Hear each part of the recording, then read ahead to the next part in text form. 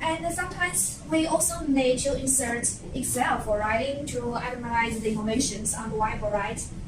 Horion Interactive also supports that. Yeah, we can add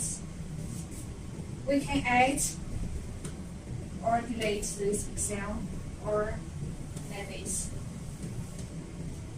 And the animation size of the Excel can be recognized according to the information we have writing. That is. Or we can adjust the line by our pen. That is.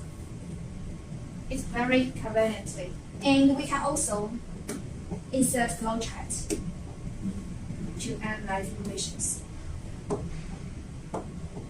That is.